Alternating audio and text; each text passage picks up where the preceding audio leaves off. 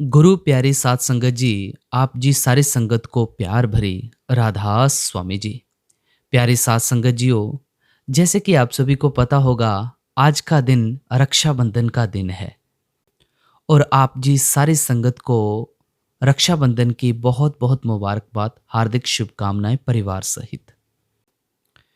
देखो, चाहे दिवाली हो, चाहे रक्षाबंधन हो या कोई भी त्योहार हो, पूरे विश्व भर में बड़ा ही हर्ष और उल्लास से मनाया जाता है। लेकिन संत मत का कानून क्या बोलता है? संत मत का कानून सिर्फ एक ही चीज को प्रेफरेंस देता है, वो है शब्द की कमाई और नाम की कमाई। त्योहार चाहे कोई भी हो, मनाओ, बड़ी खुशी के साथ मनाओ, लेकिन अपने असल को नहीं भूलना चाहिए। अपना असल क्या है? अपना असल तो सिर्फ मालिक से मिलना है भाई, और कुछ भी नहीं करना है। बाकी तो सारी जिम्मेवारियां हैं। तो आज का सत्संग हम स्वामी जी महाराज जी की वाणी में से ले रहे हैं और सत्संग के वचन हैं, सतगुरु का नाम पुकारो, सतगुरु को हीरे धारो। तो सत्संग आरंभ करने से पहले दो तीन बेनतियां करूंगा। पहली बेनती ये कि चैनल को सब्सक्राइब करके ऑल नोटिफिकेशन बेल दबा दें अगर आप ऐसे सत्संग रोजाना के सुनना चाहते हैं। और दूसरी बेनती ये होगी कि सत्संग को आप पूरा ही सुनिएगा, अधूरा मत छोड़कर जाइएगा। तीसरी बेनती ये होगी कि हमारी एक वेबसाइट है जिसका लिंक आपको डिस्क्रिप्शन में मिल जाएगा, उसके ऊपर एक बार आप जरूर विजिट कीजिएगा। तो आओ, बड़े ही प्रेम भाव से हम इस सत्संग को आरंभ करते हैं। वाणी हुजूर स्वामी जी महाराज जी की उपदेश सतगुरु भक्ति का, सत्संग के वचन। सतगुरु का नाम पुकारो, सतगुरु को हीरे धारो। ये श्री हुजूर स्वामी जी महाराज जी की वाणी है। इस शब्द में आप सतगुरु भक्ति और नाम भक्ति की महिमा करते हैं। आप कहते हैं कि सतगुरु भक्ति के जरिए ही हम नाम भक्ति पूरी कर सकते हैं, इसके अलावा तो कभी नहीं कर सकते। स्वामी जी महाराज बड़े ही प्यार से फरमाते हैं, हमारी आत्मा उस परमात्मा की अंश है। हम देखो उस सतनाम समुद्र के कतरे हैं।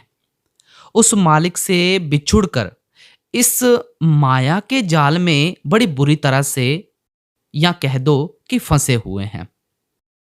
यहां आकर हमारी आत्मा ने मन का साथ ले लिया। मन आगे इंद्रियों के भोगों में फंस गया, दुनिया के धंधों का आशिक बन गया।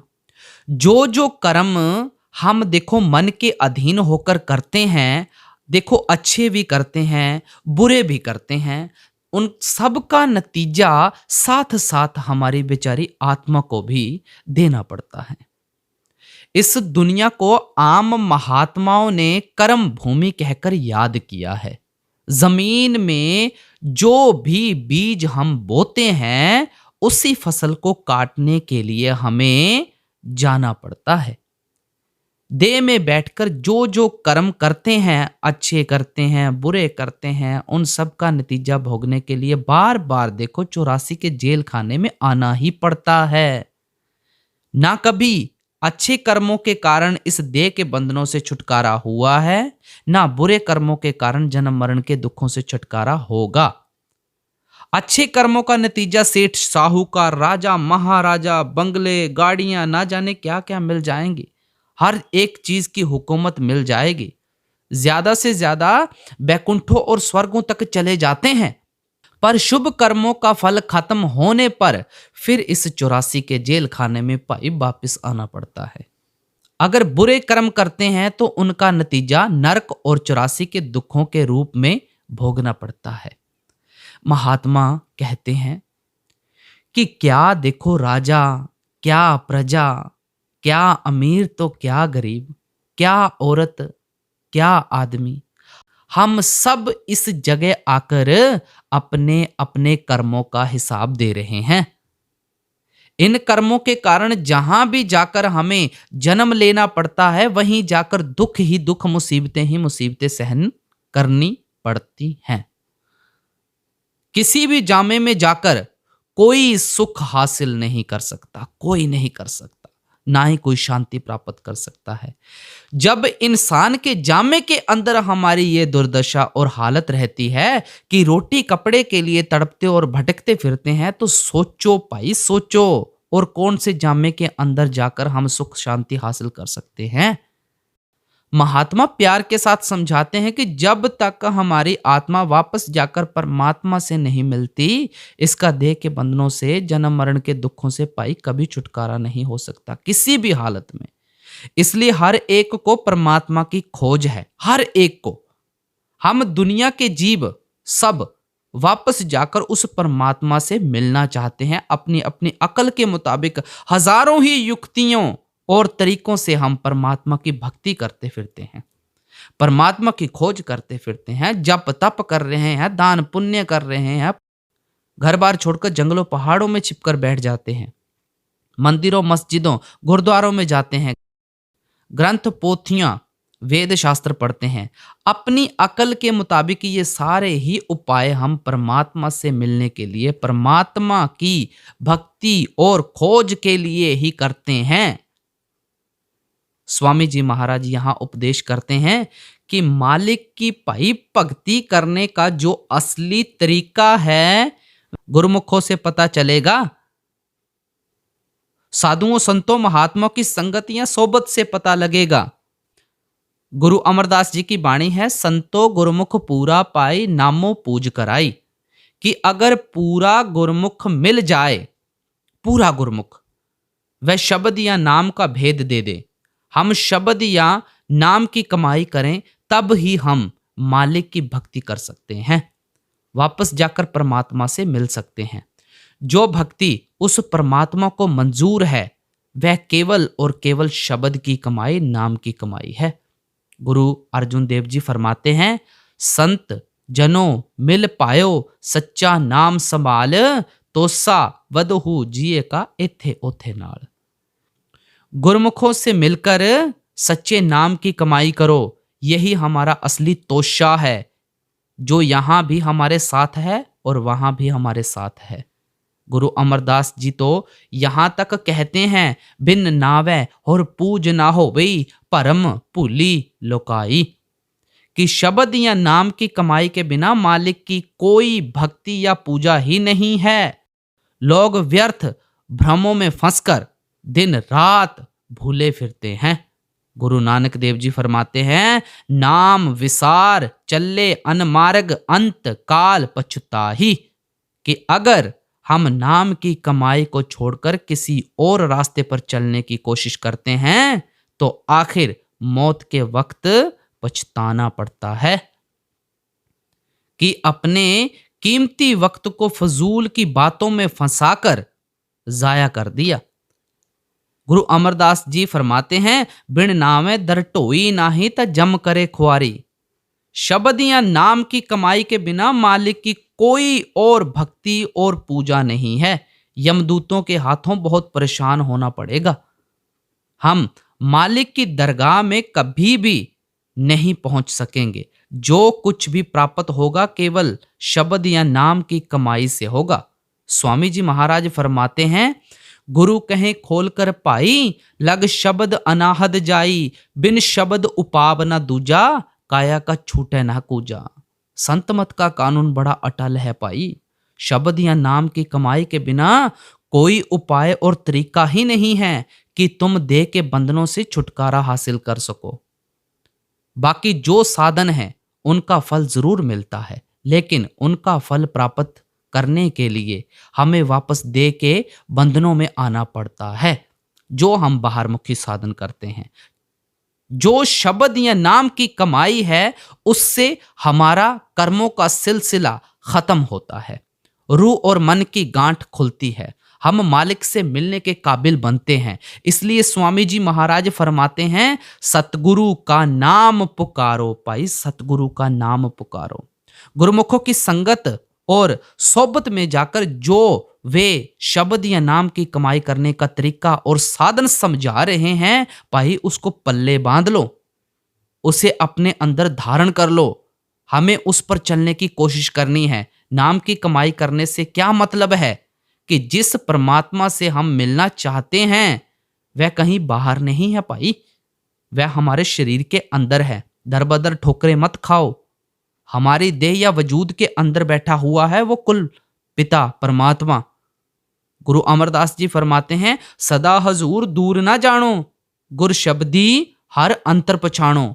कि भाई वह परमात्मा कहीं जंगलों पहाड़ों में नहीं है, ना वह कहीं मंदिरों मस्जिदों गुरुद्वारों में मिलेगा।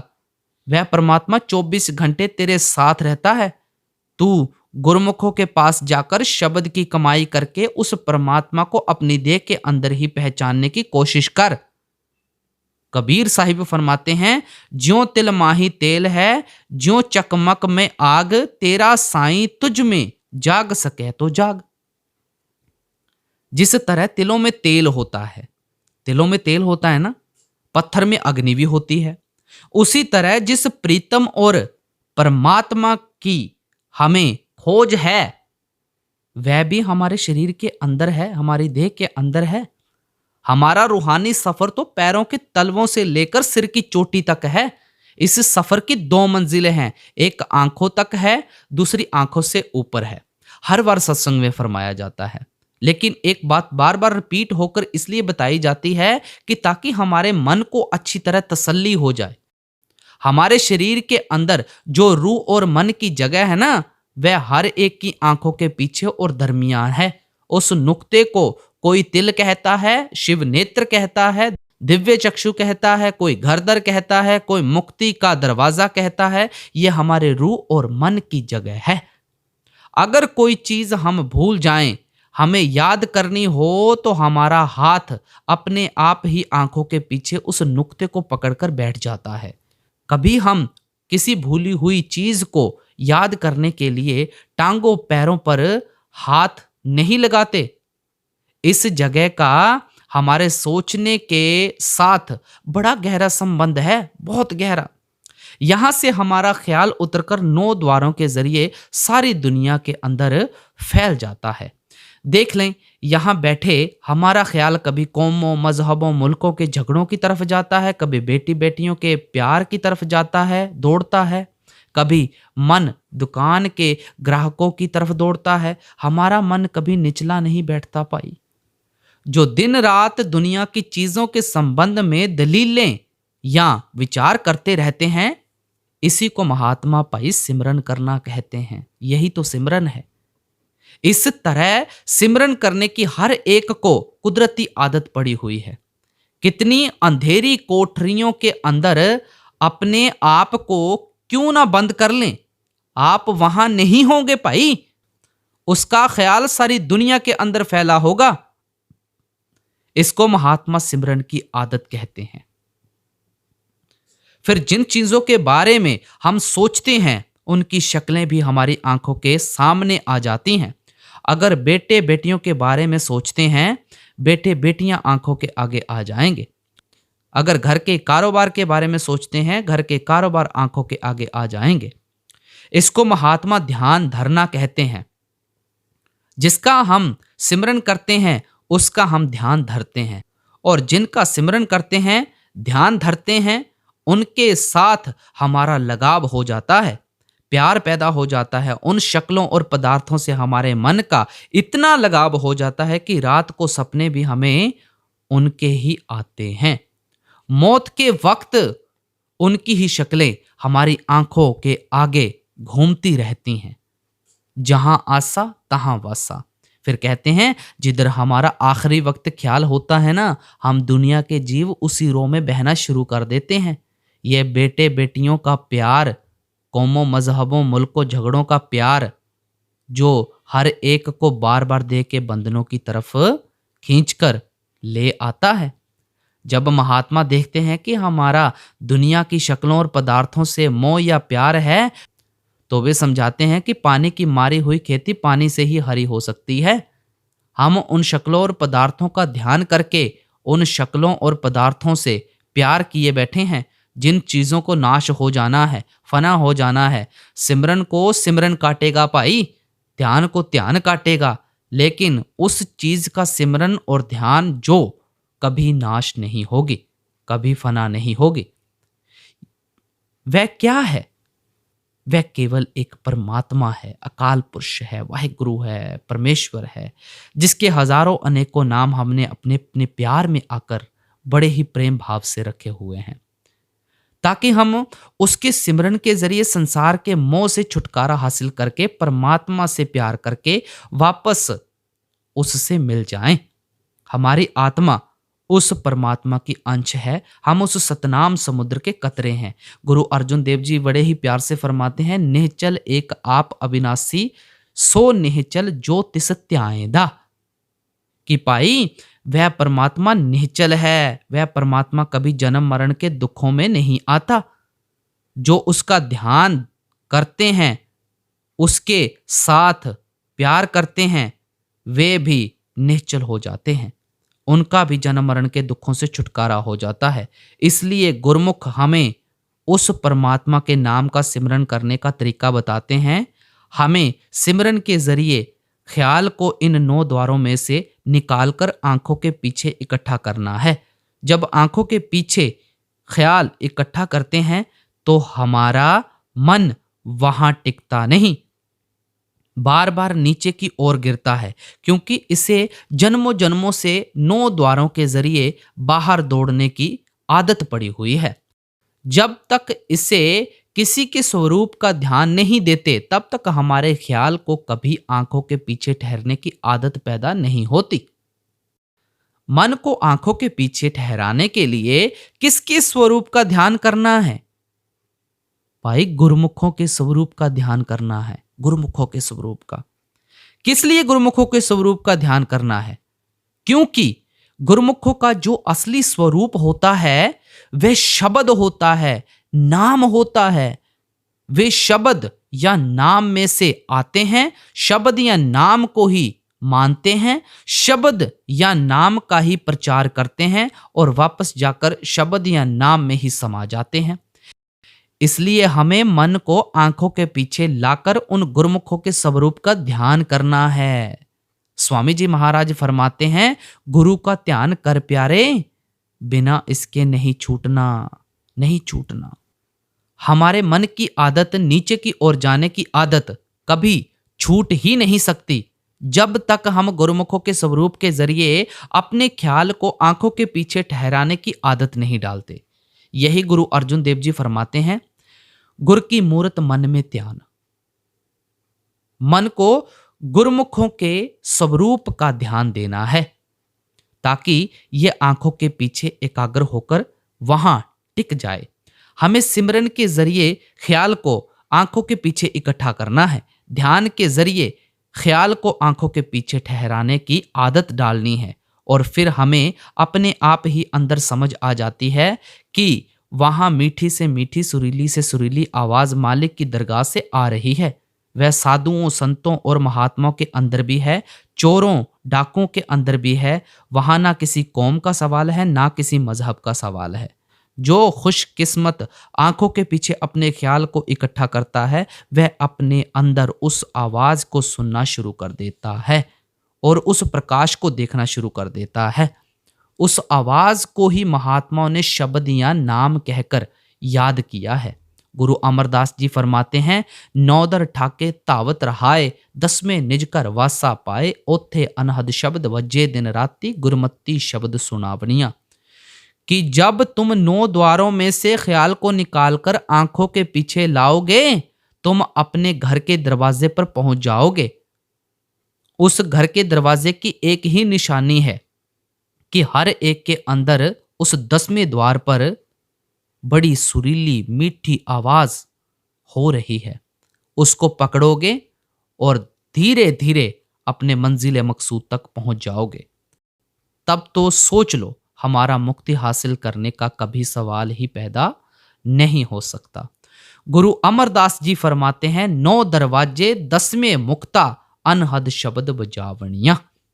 आंखों के नीचे नीचे तो विषय विकारों के भोग हैं, शराबों कबाबों की लज्जतें ही लज्जतें हैं। वह मुक्ति का दरवाजा तो परमात्मा ने आंखों के पीछे लगाया हुआ है। उसकी निशानी क्या है? उस जगह अनहद शब्द दिन रात धुनकारे देता है। इसलिए गुरु नानक साहिब फरमाते हैं, सुरत शब्द पव सागर तरिए नानक नाम बखाने। हम सुरत को शब्द से जोड़कर ही इस भवसागर से हमेशा के लिए पार हो सकते हैं। इसलिए यहाँ स्वामी जी महाराज फरमाते हैं, सतगुरु का नाम पुकारो भाई, सतगुरु का नाम पुकारो। जो गुरुमुख हमें नाम की कमाई करने का तरीका बताते हैं, हमें उनकी बताई हुई युक्ति के अनुसार, उनके उपदेश के मुताबिक अपने ख्याल को उस शब्द या नाम के साथ जोड़ना है। इसी को महात्मा ने सच्चा शब्द या सच्चा नाम कहकर याद किया है। वह शब्द या नाम ना आंखों से देखा जा सकता है, ना जबान से बयान किया जा सकता है, ना वह कानों से सुना जा सकता है। उसी को हुजूर महाराज जी अनरिटन लॉ यानी अनस्पोकन लैंग्वेज, अनलिखित कानून, अनबोली भाषा कहकर समझाया करते थे।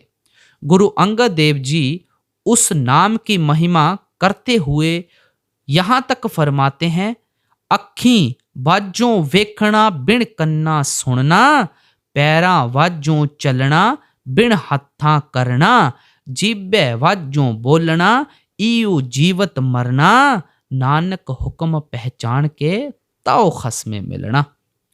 तुम उस हुक्म शब्द या नाम को पकड़कर अपने खसम या परमात्मा से मिल सकते हो, जिसको ना किसी की आंखें देख सकती हैं, ना किसी की जबान बयान कर सकती है, ना कान सुन सकते हैं, जहां ना हाथ लेकर पहुंचते हैं, ना पैर लेकर पहुंचते हैं, और जिस चीज को तुम जीते जी मरकर ही हासिल कर सकते हो। जीते जी मरने का मतलब है 9 द्वारों में से ख्याल को निकालकर उसे आंखों के पीछे इकट्ठा करना है। इसलिए महात्मा हमें प्यार से समझाते हैं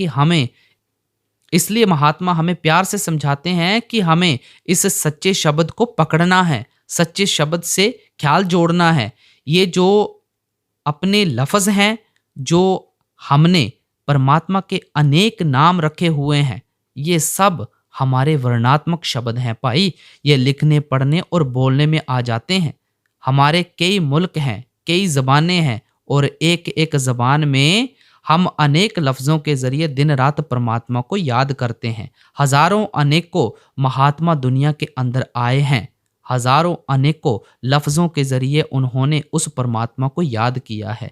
अभी हज़ारों अनेकों महात्माओं को दुनिया में आना है, हज़ारों अनेकों लफ्ज़ों के ज़रिए उन्होंने उस परमात्मा को याद करना है। इसलिए महात्मा कहते हैं कि ये शब्द हमारे साधन है भाई।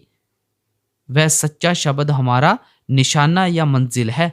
हमें लफ्ज़ों के प्यार में पढ़कर कौमों, मजहबों, मुल्कों के झगड़े खड़े नहीं करने हैं, बल्कि उन लफ्ज़ों के ज़रिए सच्चे शब्द की खोज करनी है, सच्चे नाम की खोज करनी है।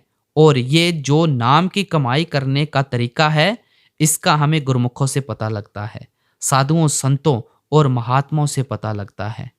अब अगली कड़ी में फरमाते हैं, सतगुरु का करो भरोसा, फिर करो ना कुछ अफसोसा।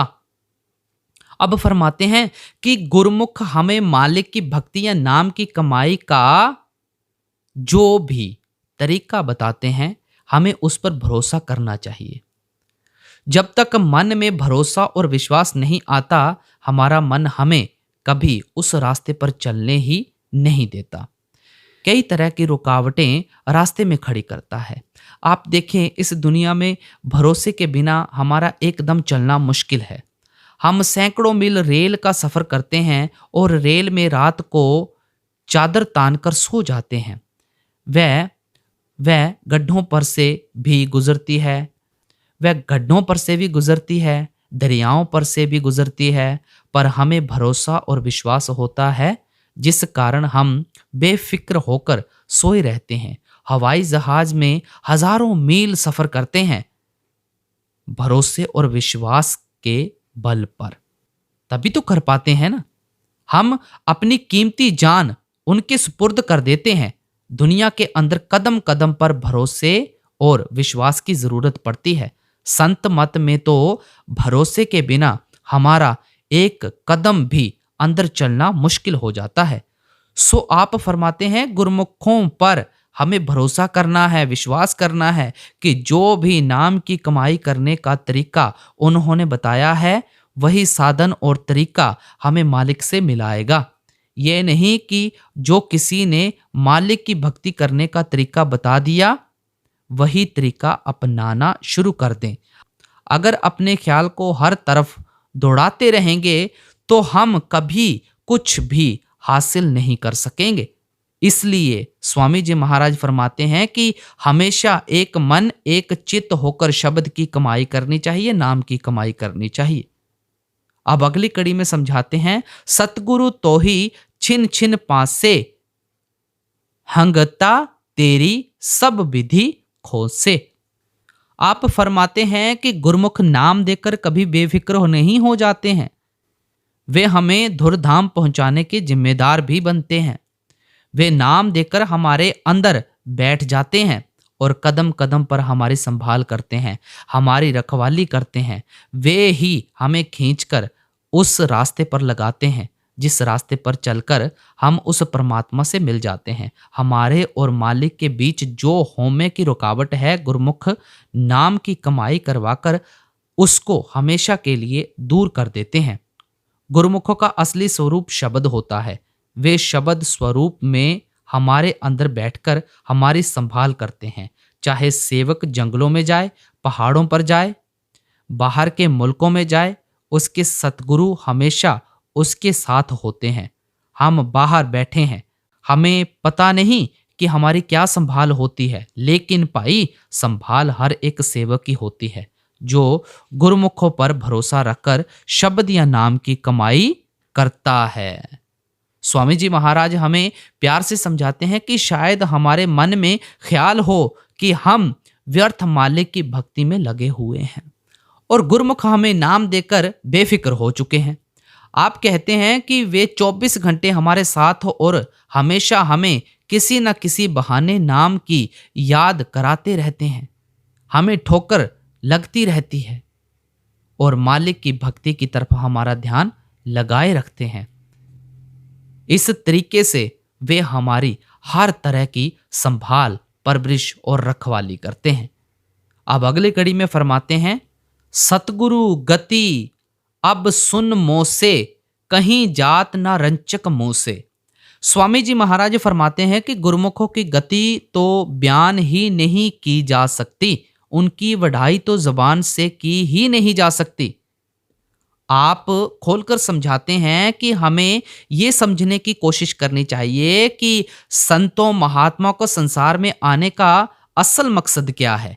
मन में ये ख्याल नहीं होना चाहिए कि मालिक के भक्त और प्यारे दुनिया की हालत बेहतर करने के लिए आते हैं, हमें बेटे बेटियां देने के लिए आते हैं, कौमों मजहबों मुल्कों की मान बढ़ाई देने के लिए आते हैं, या दुनिया के हमारे और काम पूरे करने के लिए आते हैं। उनका संसार में आने का जो असली मकसद है भाई, वह हमें परमात्मा से मिलाना है, हमें देह के बंधनों से हमेशा के लिए छुड़ाना है।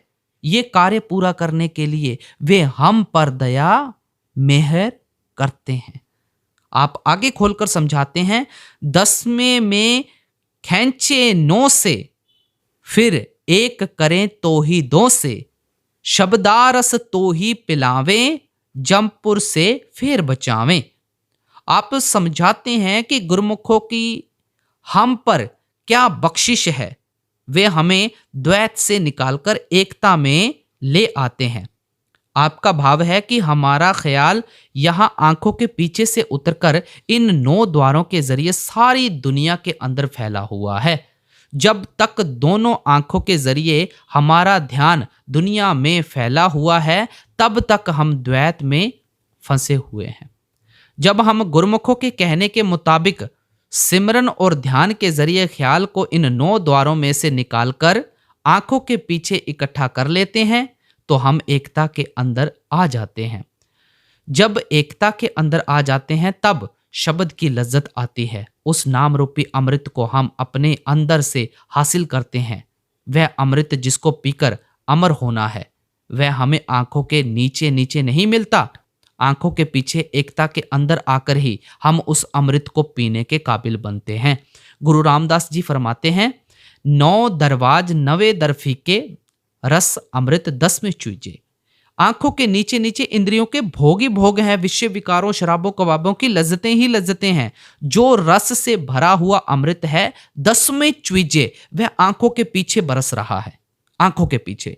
इसलिए स्वामी जी महाराज समझाते हैं कि गुरुमुख हमारे ख्याल को 9 द्वारों में से निकालकर आंखों के पीछे लाकर हमें वह अमृत पिलाते हैं, हमें उस अमृत के साथ जोड़ते हैं, उस नाम के साथ जोड़ते हैं। जैसे जैसे हमें उस नाम की लज्जत आती है, शब्द की लज्जत आती है, हमारा दुनिया में से मोह निकलना शुरू हो जाता है, हमारा दुनिया में से प्यार निकलना शुरू हो जाता है। उस शब्द रूपी अमृत का लगाव हमें दुनिया में से निकालना शुरू कर देता है। त्याग किसी के अंदर प्रेम पैदा नहीं करता, प्रेम ही हमारे अंदर त्याग पैदा कर सकता है। उस अमृत को पीकर ही विषय विकारों शराबों कबाबों इंद्रियों के भोगों की लज्जतें फीकी पड़ती हैं। जिनको हीरे जवाहरात मिल जाते हैं वे कौड़ियों के पीछे दर बदर ठोकरें नहीं खाते भाई। आम मिसाल तो मशहूर है, लड़कियां गुड्डियों से तब तक खेलती हैं जब तक उनकी शादी नहीं होती। इसलिए गुरु रामदास जी फरमाते हैं, हरि हरि नाम अमृत रस मीठा। वह जो नाम या शब्द है वह अमृत है, उसकी लज्जत बहुत मीठी है। मीठी इसलिए है कि अभी जो इंद्रियों के भोग दुनिया के सैर रंग तमाशे हमें मीठे लगते हैं ना, वे हमेशा के लिए फीके लगने शुरू हो जाते हैं।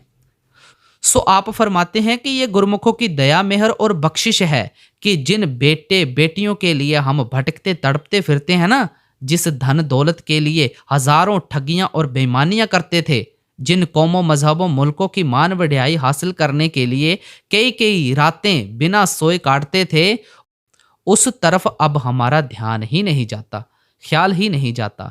जब अंदर से शब्द रूपी अमृत की लज्जत आनी शुरू हो जाती है, इन इंद्रियों के भोगों से अपने आप ख्याल निकलना शुरू हो जाता है। इसका क्या फायदा होता है? जमपुर से फेर बचावे। जब शब्द या नाम की लज्जत हासिल हो गई, तब मौत के बाद यमदूतों के साथ नहीं जाना पड़ता। अब हमारी क्या हालत है? हर मौत के बाद यमदूत आते हैं, हमें पकड़कर धर्मराज के पास ले जाते हैं। जहां भी वह मुनसिब समझता है वहां जाकर जन्म लेना पड़ता है। एक देह के बंधनों से छुटकारा नहीं होता, दूसरा देह का कलबूत पहले ही खड़ा किया होता है, उसमें पीछे आते हैं। मौत पहले ही आंखों के सामने आकर खड़ी हो जाती है, 10 नंबरियों की तरह हथकड़ी लगी ही रहती है। लेकिन जब अंदर शब्द या नाम की लज्जत हासिल कर लेते हैं, फिर यमदूत हमारे पास नहीं आते, हमें धर्मराज के पास नहीं जाना पड़ता। हमारा कर्मों का सिलसिला खत्म हो जाता है, हम पुण्य पाप के दायरे से पार चले जाते हैं और रूह और मन की गांठ खुल जाती है, हम मालिक से मिलने के काबिल बन जाते हैं। इसलिए स्वामी जी महाराज फरमाते हैं कि ये जो हम पर दया है, ये हमारे सतगुरु की है, उनकी मेहर और बख्शिश है, जिसके जरिए हम द्वैत में से निकलकर एकता में आ गए और नाम के साथ जुड़कर जन्म मरण के बंधनों से हमेशा के लिए आजाद हो गए। अब अगली कड़ी में फरमाते हैं, घर अगम तो ही दर्शावें, मार्ग सब तो ही लखावें, जो संगत उनकी करते सो जग से कभी न डरते।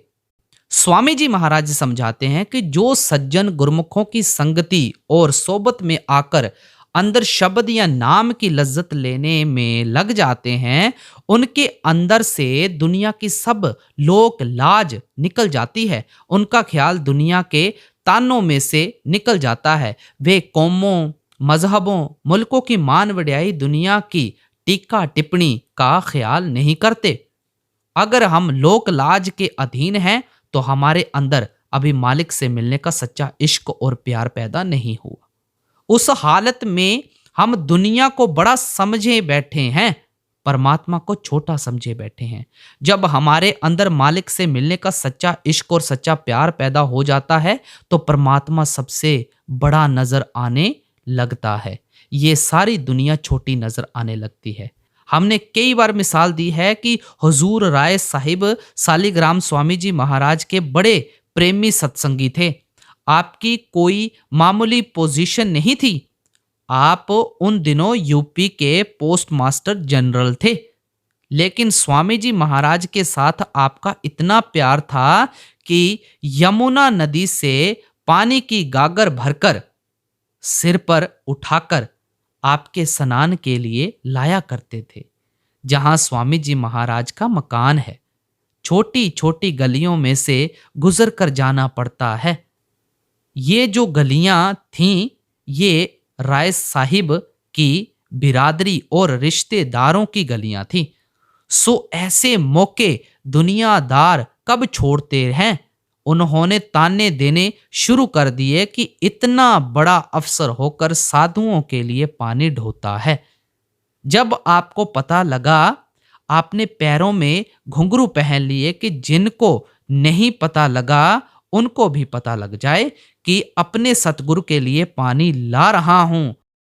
जब हृदय में सच्चा प्रेम पैदा होता है तो सतगुरु बड़े लगते हैं, संसार छोटा लगता है। इसलिए जिनके अंदर इतना सच्चा इश्क और सच्चा प्यार पैदा हो जाता है, वे फिर दुनिया की लोकलाज, दुनिया की बातों की परवाह नहीं करते। इसलिए स्वामी जी महाराज फरमाते हैं कि जिनको सतगुरु भक्ति के जरिए शब्द या नाम की लज्जत आ जाती है, वे लोकलाज से ऊपर निकल जाते हैं, तानों का ख्याल ही नहीं करते। अब अगली कड़ी में फरमाते हैं, तन मात पिता उन जन के जिन भक्ति करी कुल तज के, जिन सही मलामत जग की तिन मिली रास सुख घर की। अब स्वामी जी महाराज फरमाते हैं कि वे खुद तो धन्य हैं ही जो गुरमुखों की संगति और सोबत में आकर नाम की कमाई में लग जाते हैं। उनके माता पिता भी धन्य हैं जिन्होंने उनको जन्म दिया है। जो दुनिया के तानों का ख्याल नहीं करता और मालिक की भक्ति या नाम की कमाई में लगा हुआ है, वह आप भी धन्य हैं, उसके माता पिता भी धन्य हैं। स्वामी जी महाराज फरमाते हैं कि वे खुद भी भाग्यशाली हैं, उनके माता पिता भी भाग्यशाली हैं जो दुनिया की दातों का, दुनिया के तानों का ख्याल ना करते हुए मालिक की भक्ति और मालिक के प्यार के रंग में रंगे हुए हैं। आप फरमाते हैं कि जिन्होंने गुरु भक्ति और नाम भक्ति नहीं छोड़ी, उनको असली घर का रास्ता मिल जाता है। वे असली घर पहुंच जाते हैं, वापस जाकर परमात्मा से मिल जाते हैं। यही हजरत ईसा जी ने बाइबल में कहा था कि अगर अब आप मुझसे अपना भला मांग रहे हो, आप परमात्मा से अपना भला मांग रहे हो, क्योंकि सतगुरु की भक्ति हमें वापस ले जाकर परमात्मा से मिलाने का साधन बन जाती है। अब अगली कड़ी में फरमाते हैं, जो कुल लाज जगत से डरे, गुरु भक्ति से वह पुनि गिरे। स्वामी जी महाराज कहते हैं कि अगर हम दुनिया की लानत मलामत का ख्याल करते हैं, तानों का डर लगा हुआ है, ये सोच रहे हैं कि रिश्तेदार क्या कहेंगे, बिरादरी क्या कहेगी, मोहल्ले वाले क्या कहेंगे, तो हमारे अंदर अभी मालिक से मिलने का शौक पैदा नहीं हुआ, मालिक से मिलने का प्यार पैदा नहीं हुआ भाई। अब अगली कड़ी में फरमाते हैं, सूरा रण से कभी न टरे, सती सदा मुर्दे संग जरे। अब आप दो बड़ी सुंदर मिसालें देकर समझाते हैं कि जो सूरमा और बहादुर है, वे अपनी जान की परवाह नहीं करते, मैदान में जाकर अपने आप को कुर्बान कर देते हैं। उनको लड़ाई के समय बेटे बेटियों का ख्याल नहीं आता, ना उनका अपने घर की तरफ ख्याल जाता है। उनके अंदर यही एक लगन होती है कि या मुझे जीतकर आना है या शहीद हो जाना है। वही असली सूरमा है, वही असली बहादुर है। इसी तरह उन दिनों सती का रिवाज हुआ करता था। जिस स्त्री का अपने पति से प्यार होता था, वह अपने पति के साथ ही जलकर राख हो जाया करती थी। वह बाल बच्चों का ख्याल नहीं करती थी, अपने कौम, मजहब और बिरादरी के लोगों का ख्याल नहीं करती थी। स्वामी जी महाराज हमें प्यार के साथ समझाते हैं कि असली सूरमा या बहादुर वही है जो अपनी जान की परवाह नहीं करता। असली पतिव्रता स्त्री वही है जो पति के साथ शहीद हो जाती है।